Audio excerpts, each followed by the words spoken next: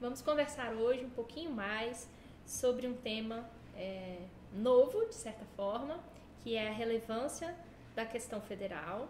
E o nosso convidado especial é o Dr. Marcelo Marchiori. Seja bem-vindo, Dr. Marcelo.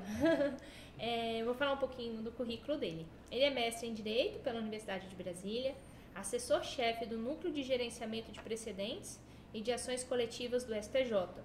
Foi secretário de Gestão de Precedentes do STF. Palestrante em eventos sobre precedentes e admissibilidade de recursos excepcionais. Ministra aulas sobre os temas em diversos tribunais e órgãos do país, além de atuação como docente nos programas de pós-graduação do IDP, do ENFAM, da AGU, da OAB de São Paulo. E também é membro da Associação Brasiliense de Direito Processual Civil, a BPC. Doutor Marcelo, estamos com um currículo de peso aqui para falar com a gente desse assunto, hein? Um super mestre. Seja bem-vindo e vamos ficar aqui atentos para lhe ouvir. Obrigado, Larissa. Obrigado também ao colega Daniel.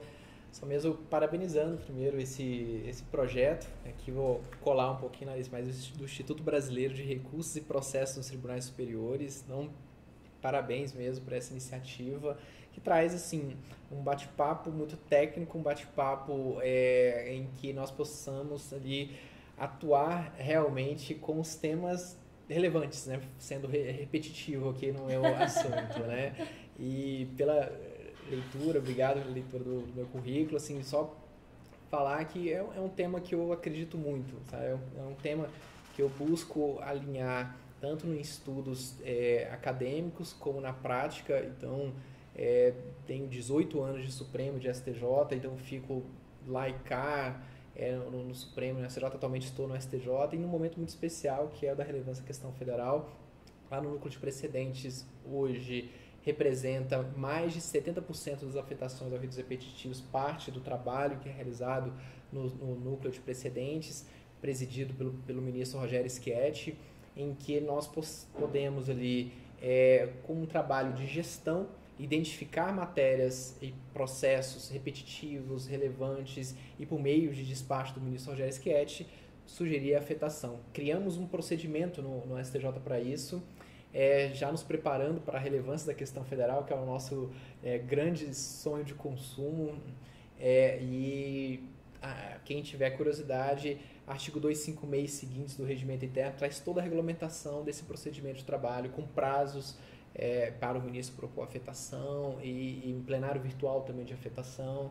Ainda não é possível de acompanhamento externo, só interno, mas é um procedimento interessante, é um trabalho que eu acredito muito. Então, obrigado pelo convite. Que bom, obrigada. E quais são as suas perspectivas para esse novo instrumento, vamos dizer assim, né? Porque tem uma grande discussão de qual seria a natureza jurídica, né? Mas o que você aguarda dele? Pois tem um evento, que eu até participei desse evento lá no STJ, que foi a relevância da questão federal. O nome do evento é esse, e quem quiser, eu recomendo muito, consulta no YouTube, vocês vão achar. Foi um evento de fevereiro do ano passado, um dos últimos, coordenado pelo ministro Paulo de Tarso Severino, infelizmente falecido há um ano, em abril de 2023 que ele faleceu. Nesse evento, eu vou preferir usar as palavras do ministro Belize e não as minhas, mas com certeza eu tenho a mesma perspectiva dele. Ele falou que a relevância é a última, eu não lembro agora especificamente da forma que ele falou, mas é como se fosse a última barreira, assim, é a última chance, foi essa expressão que ele utilizou, é a última chance do STJ conseguir realmente aproximar mais a sua atuação como realmente deve ser. Então, quando a gente fala sobre a relevância da questão federal, a gente tem que se preocupar com o real papel do STJ. Então, por isso que essa fala dele, falando, trazendo nesse evento que estamos com a última oportunidade. Ele traz essa expressão também, a última oportunidade de termos esse aspecto. E temos um histórico aqui que iniciou lá em 2010 com a PEC ainda, que aí eu não preciso abordar, mas é algo que o STJ vem falando há muito tempo. E em 2022 foi inserido na nossa Constituição, então, artigo 105, parágrafo 2º e 3º, emenda constitucional 125 de 2022. e de lá para cá é o que a gente está trabalhando. E esse trabalho é interessante que ele está sendo muito bem acompanhado pela doutrina. Então, temos diversos artigos, aulas, projetos de lei. Eu vou falar rapidamente aqui dos 3 principais projetos de lei que já existem. Tem um 4º agora da semana passada, então já temos pelo menos 4 projetos de lei. Quando eu falo projetos de leis, assim, são propostas ainda, né? Então, temos algumas propostas, não são efetivamente, só alguma que é projeto de lei mesmo. E foi bem interessante que no início ali de julho de 2022, todo mundo falava nisso. Então, julho, agosto, setembro, grupos de estudos foram formados, dissertações foram elaboradas, teses foram elaboradas, e a gente foi esfriando um pouquinho, né? Por que foi esfriando um pouquinho? Eu acredito que, em outubro de 2022, o STJ editou o enunciado administrativo número 8, falando, advogados, partes, não precisam mencionar na petição de recurso especial tópico sobre relevância. Não sei se vocês lembram disso, mas alguns tribunais começaram a exigir lá no juízo de admissibilidade a preliminar, vamos dizer assim, de relevância. Então tivemos alguns tribunais, o STJ editou o enunciado administrativo número 8 falando, advogado, não precisa. E cá entre nós e todos que estão nos ouvindo, até hoje, diversos advogados colocam, porque vai que, né? Vou colocar ali, que é melhor colocar do que tirar, né? Logo em dezembro de 2022, o STJ elaborou uma minuta de anteprojeto, porque o STJ ele não tem essa capacidade para propor diretamente um projeto de lei, então ele elaborou como sugestão um projeto de lei. Em dezembro de 2022 foi entregue isso ao Senado, então, possivelmente começará no Senado. E pegando minha colinha aqui, olha só que interessante, eu confesso que eu descobri isso aqui um pouquinho depois, mas em agosto de 2023 tivemos realmente um projeto de lei protocolado no Senado. Então, para quem quiser acompanhar, o projeto de lei 3.804 de 2023, do senador Marcos Duval. Só que esse projeto, ele não traz o mesmo texto que o STJ fez, é um outro texto. Então, no STJ, só de uma forma geral, aqui o STJ previu uma equiparação da repercussão geral e a relevância, então está expresso na justificativa, cria nesse projeto de lei o recurso especial julgado sob o regime da relevância, esse é o termo que utiliza, regime da relevância, cria as hipóteses de recurso especial julgado sobre o regime da relevância e aquele negada a relevância, prevê a negativa de segmento do RESP, prevê juízo de retratação. Nesse projeto, que é o PL 3.804, ele não traz essas disposições. Ele fala basicamente ali sobre presunções de relevância, o que o STJ não trouxe. Então ele fala, por exemplo, que o RESP e RDR tem presunção de relevância. Ele fala que a jurisprudência dominante é julgado contra repetitivo. E ele fica um pouco nisso, não fala de negativa de segmento, não fala de juízo de retratação. E agora, recentemente, em março de 2024, então é interessante a gente trazer essa questão à tona, o debate à tona, igual eu falei, em agosto de 2022 estava todo mundo empolgado, né? E agora a gente tem que trazer isso de volta, né? Em março de 2024, a OAB apresentou uma minuta de anteprojeto de lei. E basicamente é uma minuta muito parecida com a do STJ, só que expressamente nessa minuta da OAB, ela fala, no primeiro parágrafo da justificativa, fala o seguinte, que a relevância da questão federal é diferente da repercussão geral. Ou seja, o que o STJ falou, a OAB falou o contrário. Né? Então, o que o STJ falou que a relevância é igual à repercussão geral, no projeto da OAB eles falaram que a relevância não é igual à repercussão geral e traz alguns aspectos lá nesse projeto. Acho que o principal dele é ainda o fortalecimento do repetitivo. Nesse projeto, indiretamente, vai fortalecer o repetitivo, algo que eu até assisti um dos eventos aqui do Instituto e recomendo, que foi a conversa que vocês tiveram com o Becker, e lá o Becker ele falou, né, o Dr. Rodrigo Becker, que é advogado da União, ele falou que provavelmente a relevância vai substituir o repetitivo, e pelo projeto do OAB não. Então o que ele falou lá atrás agora já estaria superado por esse projeto, né? Então a gente está nesse contexto agora, sim, só situando mesmo. Estudando sobre o assunto, eu vi que existe um certo cuidado, né, que eles tentam para certas questões deixarem para que elas sejam dispostas no regimento interno do STJ, porque você tem muitos interesses nesse tema, né? Então, eu acho que com esse novo projeto, já falando o contrário do outro, vai ter mais embate ainda, né? Acho que o pessoal precisaria fazer novos encontros, novos seminários, para tentar chegar num projeto que seja mais fácil de ser aprovado. Porque se a gente tem muitos entendimentos opostos, tende a eles deixarem, vamos refletir mais sobre esse assunto, e é algo urgente, né? Assim, a gente estava conversando aqui um pouquinho antes, que essa arguição de relevância, ela já existia em 1977, né?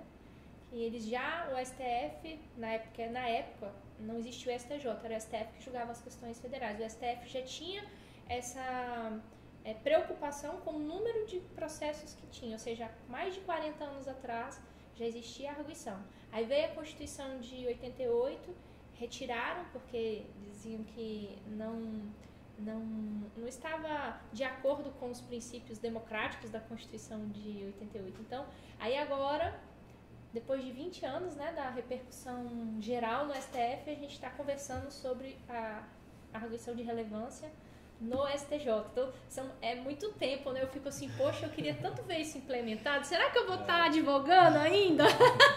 Passou 50, passaram 20. Brincadeiras à parte, mas é porque a gente realmente gostaria que houvesse uma mudança no STJ.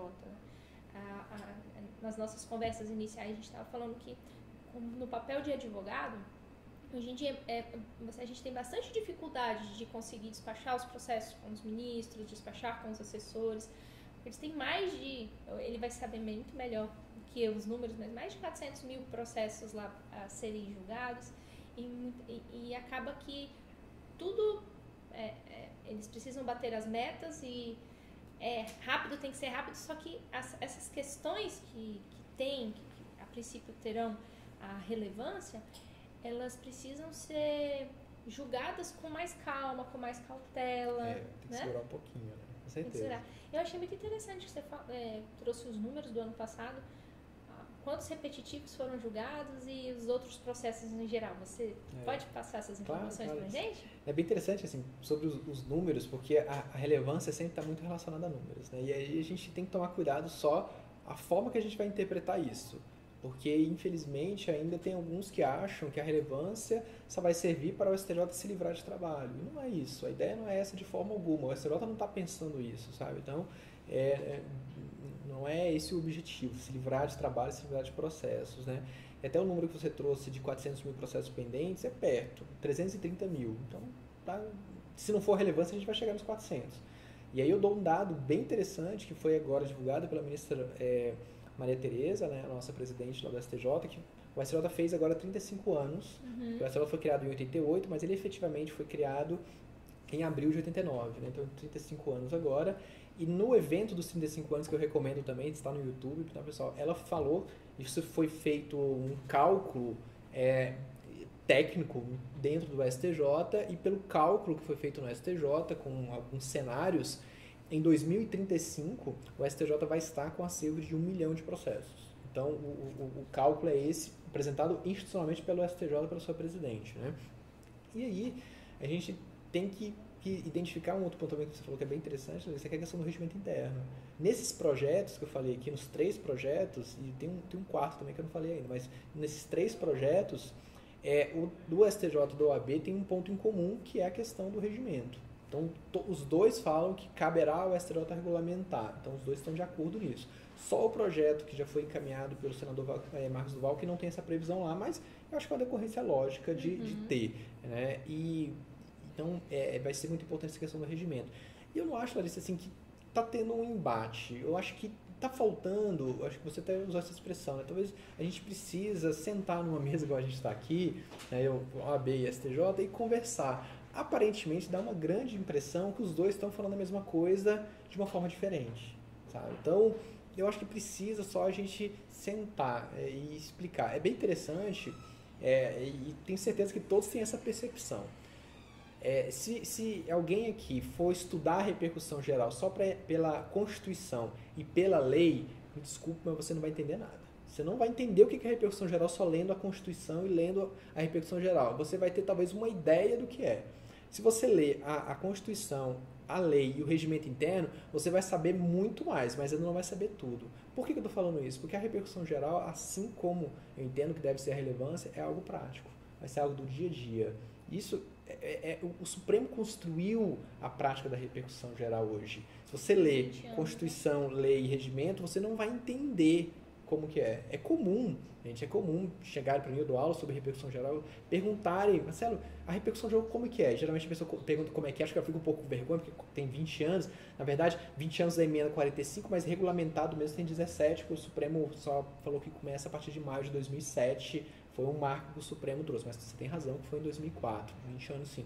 Mas alguns perguntam assim, mas sabe como que é a repercussão geral? E geralmente a pessoa acha que como fica um pouco constrangida, poxa, eu sou do direito e tenho 20 anos e eu não estou entendendo, aí começa a falar, não, mas a repercussão geral é isso, e algumas vezes vem algumas coisas assim absurdas. Então, aí, absurdas o quê? A pessoa acha que a repercussão geral é uma coisa e não tem nada a ver. Não tem nada a ver. E às vezes são pessoas que estão nos tribunais superiores, são advogados, são ministros, são servidores, então assim, é complicado isso. Parece que a gente esconde um pouquinho o procedimento. Não sei porquê. A gente tem que deixar claro qual que é o procedimento, né, disso. E agora, chegando nos dados, que a relevância da questão federal ela é importantíssima para o STJ para equilibrar melhor a função do STJ como uma corte de revisão e o STJ como uma corte de interpretação. Eu acho que, assim, pelo menos na minha análise, que já estudo isso há muito tempo, trabalho com isso há muito tempo, o STJ vai ser muito difícil o STJ receber pouco processo. Vai ser difícil. O Supremo hoje, quem não conhece os números, o número é o seguinte: ano passado o Supremo recebeu 54 mil REs e ARES. Então, mesmo com 17 anos da repercussão geral, o Supremo ainda recebe 54.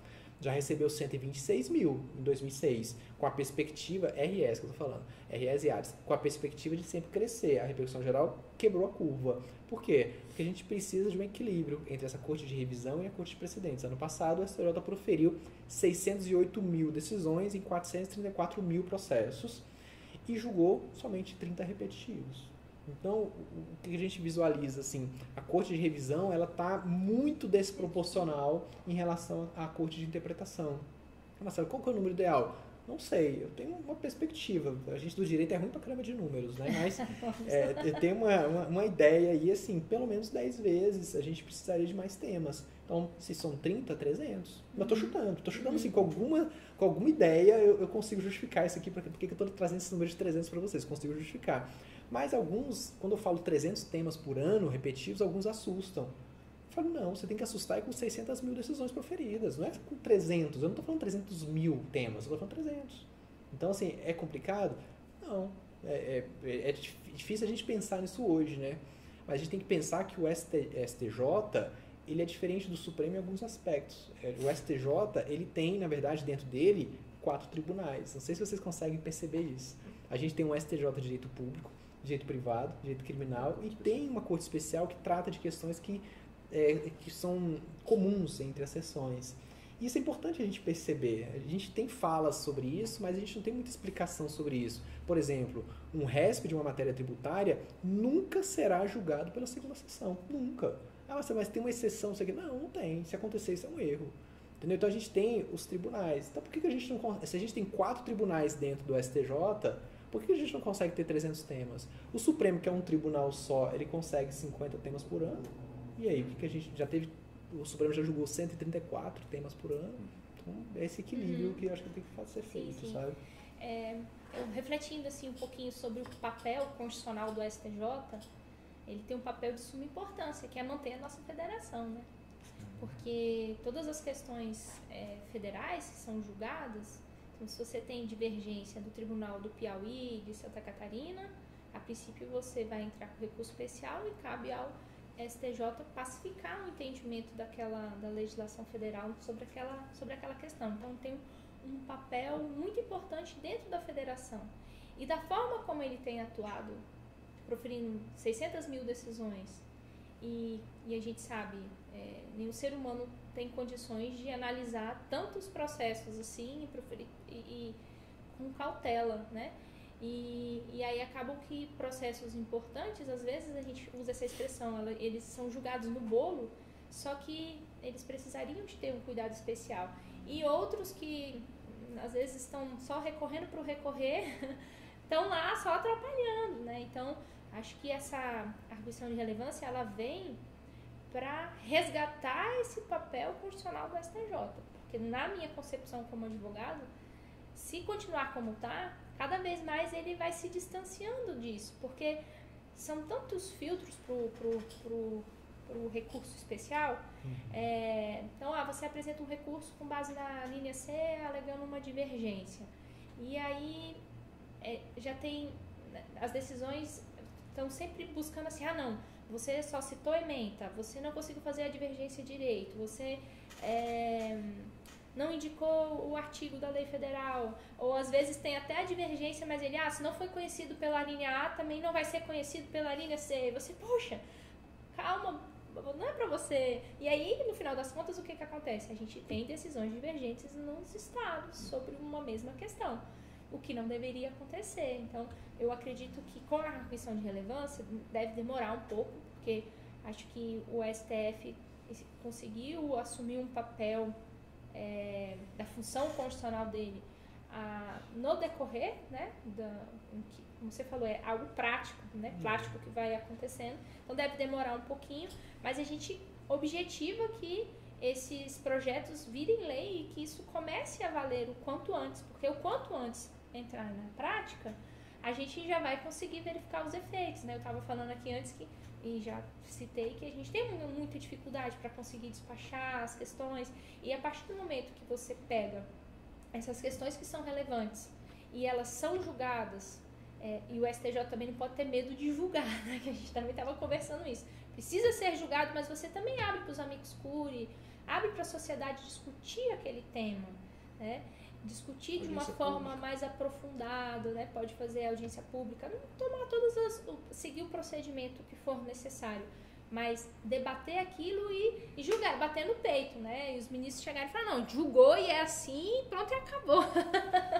E daí, eu acho que é uma questão também muito cultural. A gente precisa que os tribunais de segunda instância, eles também assumam um papel um papel fortalecido, no sentido de que, olha, vão ter muitas questões que vai ser a minha decisão mesmo que vai acabar esse assunto, porque é uma responsabilidade muito grande. E às vezes, quando se julga na segunda instância, fala assim, não, eu vou julgar assim, se não tiver certo, o STJ vê lá e resolve. Só que muitas das situações não vai ser assim, vai ser a decisão do segundo grau que vai ser a válida.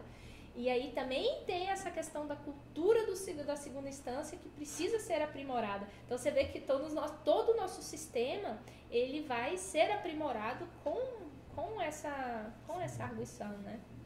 Posso fazer só um pequeno comentário? Lógico, doutor Daniel. Antes, gostaria de registrar meus votos de estima aqui para o professor, excelente profissional e melhor ainda docente, Marcelo Marchiori. Sou conhecedor do trabalho dele, apreciador também. Acredito que o NUGEP está intimamente associado à paz social, enfim. Acho que é extremamente importante o trabalho do NUGEP. Você pode perceber, por exemplo, na terceira sessão, praticamente não havia afetação de tema. Mas com o NUGEP começou-se a afetar muito mais temas do que antes, então a matéria no direito criminal começou a ter mais estabilidade, acredito eu, que os temas acabam repercutindo nisso. Mas também gostaria de cumprimentar a presidente do tribunal aqui. Do tribunal! Do Instituto, perdão. Do Instituto. Futuros ministros. Tá, assim seja, a gente aceita. Vamos torcer. Gostaria de cumprimentar, além de ser uma excelente organizadora de todo esse instituto aqui, foi minha primeira estágio, foi com ela, então eu sempre registro aqui a minha apreciação pela doutora também.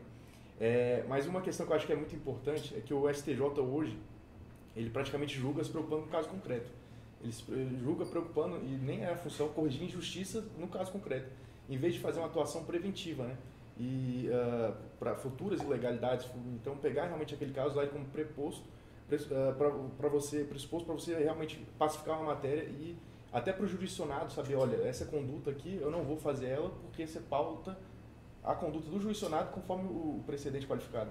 E isso aí, a gente falou muito em número de tribunal superior, mas eu entendo que também pode se afetar a crise do judiciário como um todo, em primeira instância e segunda instância, porque você pega os instrumentos que se tem, a partir do momento que você tem uma decisão definitiva sendo cumprida pela primeira e segunda instância, a gente consegue perceber uma diminuição na litigiosidade. Por exemplo, se você entra com uma ação, ela está contra o repetitivo, tem prova já documental ali, não precisa de prova documental, matéria de direito. Você pode ter um indeferimento da inicial. Você tem a questão da tutela de evidência. Você não precisa ter uma urgência ali, você inverte o ônus do tempo do processo para a parte que está amparada com ou prova documental e um repetitivo, ou prova documental e uma repercussão geral. Enfim, você tem formas de você desestimular a litigiosidade em primeira instância, e via de consequência também no STJ. Então, acho que essa questão do filtro da relevância é muito importante, porque hoje o STJ, ele, quando não está julgando em repetitivo ou em AC, que são as formas de precedente qualificado, ele não estava exercendo essencialmente seu trabalho de precedente qualificado, de Corte de Precedentes, muito menos Corte Suprema de Direito Infraconstitucional.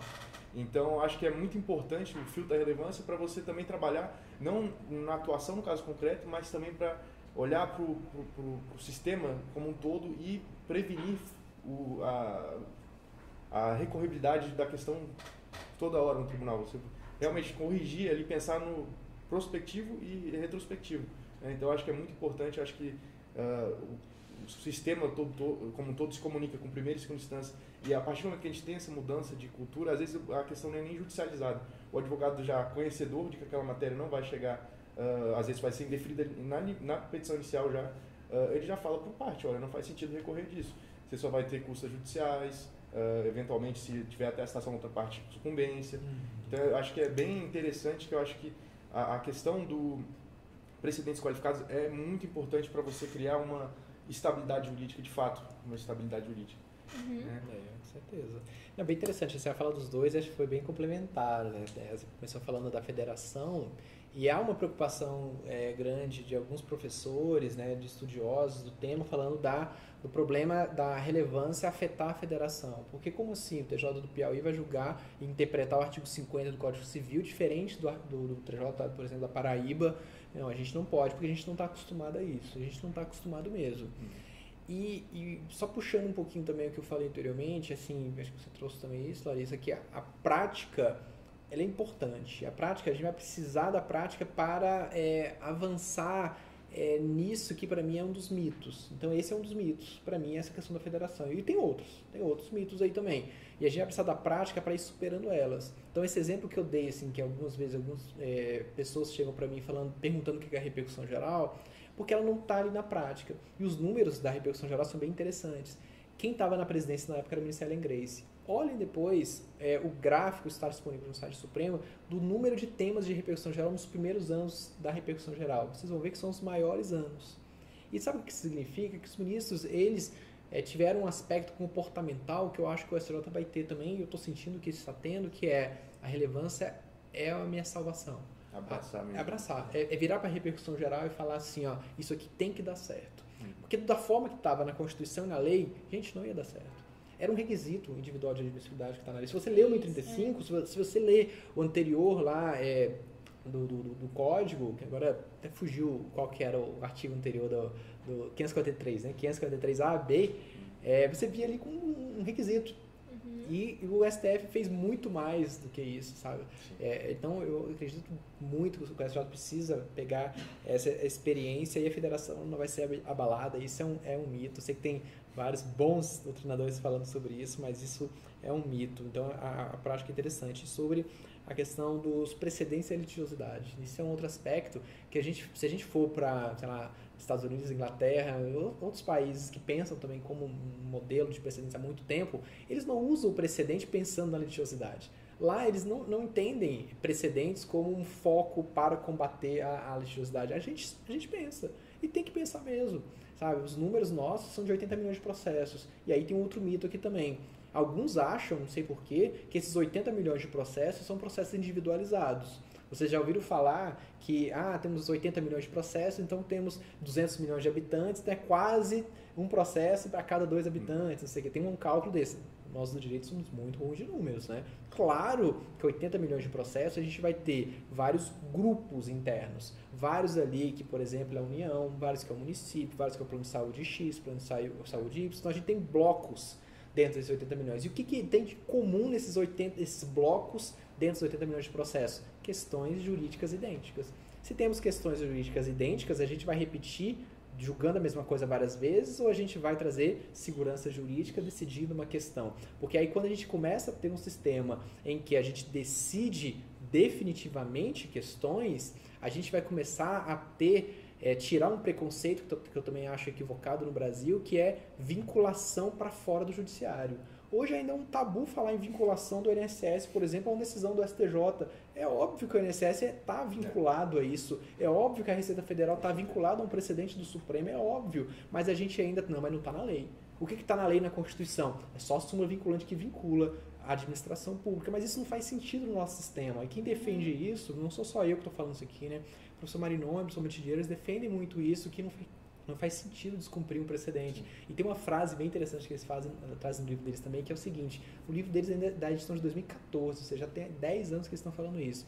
Demandas repetitivas constituem uma anomalia no nosso sistema processual. Nada justifica que uma mesma questão jurídica seja decidida várias vezes pelo Poder Judiciário. Nada. E o que a gente tem todos os dias? É isso. É isso. Né? Então, só para concluir, nessa mesma linha, eu acho que é aquela questão de julgar menos para julgar mais. Tarufo, não quer tarufo. Porque o professor Marchiori fala muito bem no livro dele, não tem como você aumentar, em questão de eficiência, não tem como você aumentar o número de decisões, não se compara com o julgamento de um tema repetitivo, em termos de eficiência. Você julga muito mais, você aplica muito mais. Então, assim, você realmente mata a questão e, às vezes, previne futuras questões. E, além disso, há o custo do judiciário. Você diminuindo o custo, é economicamente mais interessante ter um tema julgado uma única vez e que ele vai se replicar para todos os casos iguais. Isso vamos pressupor, óbvio, que a aplicação correta, né, para o caso igual. Então, assim, realmente acho que há uma mudança de chave que é necessária e uma vez implementada, a gente pode perceber, inclusive na economia, no crescimento do país, na paz social, é perceptível se de fato se implementar. E aí que está a questão, como o ministro Belize falou, é a última chance, praticamente, da STJ de realmente se aproximar uma corte de precedentes. Eu queria fazer até uma pergunta, professor Marchiori, em relação à relevância. O senhor imagina que o STJ vai entender como relevante só as questões repetitivas ou uma questão que tem uma grande repercussão social ou econômica, mas que não tem uma multiplicidade? É interessante. Eu acho que o STJ tem que separar, ele tem que retirar desse conceito de relevância a repetitividade. Eu acho que a repetitividade é um dos fundamentos para trazer uma questão relevante, mas não deve ser só isso. O projeto de lei do STJ deixa isso claro, que a repetitividade ela tem que ser afastada, é um segundo plano, é a prática do Supremo. O Supremo hoje é difícil, não é difícil, vou reformular. O Supremo, na hora que eles submetem um tema à repercussão geral, ele acaba usando um argumento de reforço sobre a multiplicidade. Tem alguns temas que ele coloca argumento de reforço, mas tem vários temas de repercussão geral reconhecidos no Supremo que ele não menciona nada sobre a repetitividade. Então, com a relevância, a ideia, é que isso fique num segundo plano, repetitividade ou não. É claro que no Brasil costumam questões relevantes se repetirem, até porque a repetitividade é algo que é um pouco subjetivo, né?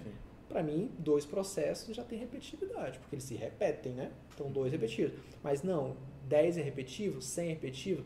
Por exemplo, 100 processos no TJ Tocantins, que é um TJ pequeno, pode ser muita coisa. Para São Paulo é nada.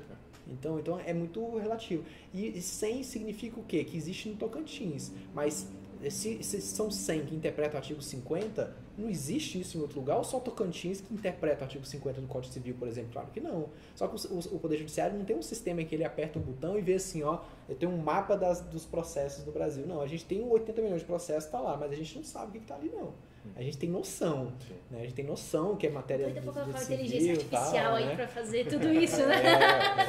Então, acho que a repetitividade ela deve sair, Deve né? demorar, né? Igual quando eu era mais jovem, já imaginava que essa época a gente já estava nos carros voadores, né? Assim, mas eu tenho esperança. E eu acredito que muita coisa, a pandemia, muitas questões, a inovação cresceu muito, né, com a inteligência artificial. Eu não sei até que ponto que ela vai poder ser utilizada, né, no Poder Judiciário, porque tem milhões de questões éticas, tem tantas coisas por trás disso. Mas acho que existem formas de se analisar esses dados, né? E até uma coisa que sempre me intrigou até hoje, eu não sei como está isso no CNJ atualmente, mas cada tribunal, a princípio, pode escolher o seu processo eletrônico. Então você tem Projude, PJE, aí o STJ tem um dele, o STF tem um dele. Isso é bom, mas também é ruim, porque se fosse um sistema todo integrado, que está tudo lá, ia ficar mais fácil para você saber todas as demandas, né? Havia até um projeto de lei para unificar, mas estava como PJE. Aí a OAB federal pediu para não ser PJE, o sistema unificado. Então, acho que é extremamente importante até para conseguir fazer esse trabalho de... Porque daí esses dados seriam mais facilmente captados e você poder daí analisar os dados, né? Mas é isso. Doutor Marchiori, o senhor tem mais alguma consideração? Só mesmo o que eu falei, que existem 4 projetos, só falei de 3. Então, para finalizar, um outro projeto que foi apresentado tem pouco tempo, então ainda, na verdade, não é um projeto apresentado, deixa eu me corrigir, mas uma minuta que foi elaborada pela Associação Brasileira de Processo Civil, em que eles fizeram uma versão alternativa do que já existe. Então, é um estudo acadêmico, né? A BPC, que é a associação também que eu participo, tem um projeto e acho que em breve vai ser divulgada a versão final dele, e é um projeto que ele é bem maior do que o projeto dos outros 3 que existem e busca, assim, em vários aspectos ficar inserindo a relevância desde os seus primeiros dispositivos ali do CPC, onde tem repercussão geral, faz adaptações para a relevância, um aspecto lá que traz o regime da relevância junto com a da repercussão geral, fala de negativo de segmento, de retratação, mas esse projeto é muito mais amplo do que os outros. Não estou falando que ele é melhor ou pior, estou falando que ele é mais amplo, é bem mais amplo, é muito maior a alteração, então é só deixar esse E fico feliz de verificar que os processualistas brasilienses também estão fazendo história aí, né? Parabéns, doutor Marchiori. E que isso se concretize cada vez mais, né, com a apresentação de projetos pelos processualistas aqui de Brasília, a Escola Brasiliense de Direito Processual, muito bom. Então é isso, doutor Marchiori, muito obrigada, Daniel Ortiz também, obrigada pela oportunidade, espero que a gente se encontre em outras vezes. Obrigada. Com certeza, obrigado. Até a próxima.